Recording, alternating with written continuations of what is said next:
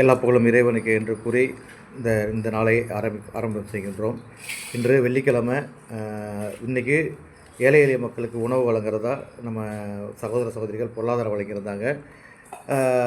கிட்டத்தட்ட ஒரு 30 பேருக்கு இன்றைக்கி உணவு வழங்குறதுக்காக நம்ம ரெடி பண்ணி வச்சுருந்தோம். அதாவது போன வாரமே ஒரு 10 உணவு வழங்க சொன்ன ஒரு சகோதரிக்கும் இன்றைக்கி 2 பேர் ஒரு 5 பேருக்கு உணவுக்காக பொருளாதாரமும் வழங்கியிருந்தாங்க.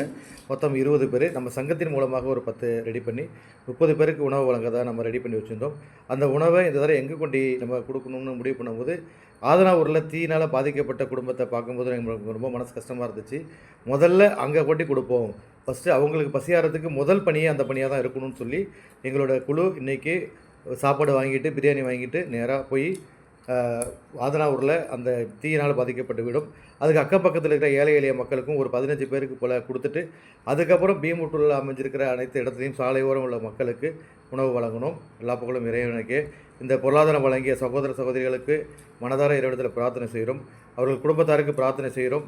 இன்னும் அவர்களுக்கு வாழ்க்கையிலும் ஆரோக்கியத்திலையும் மேம்பட இறைவனிடத்தில் மனதார பிரார்த்தனை செய்து, அதே போல் இந்த உணவுகளை கொண்டு சேர்க்கின்ற சங்கத்து உறுப்பினர்களுக்கும் அனைத்து தோழர்களுக்கும் நீங்களும் பிரார்த்தனை செய்யுங்கள்.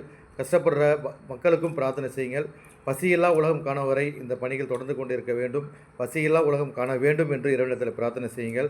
அனைவரும் பசியில்லாமல் வாழ வேண்டும் என்று பிரார்த்தனை செய்யுங்கள். அதுவரை இந்த சேவைகளும் இந்த தொண்டுகளும் நாங்கள் மட்டும் இல்லை, இன்னும் எண்ணற்ற பேர் செஞ்சுக்கிட்டு தான் இருக்கிறாங்க. அவங்க அந்த சேவை தொடர அவங்களுக்கு இறைவனிடத்தில் பிரார்த்தனை செய்யுங்கள்.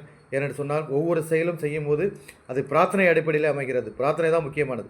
அந்த பிரார்த்தனை செய்யுங்க. அதே போல் அந்த தீயினால் பாதிக்கப்பட்டவங்க விரைவில் நலம் பெற்று அவர்கள் வாழ்க்கையில் பழைய நிலைமைக்கு திரும்ப வேண்டும் என்று பிரார்த்தனை செய்யுங்க. ரொம்ப சிரமப்படுறாங்க.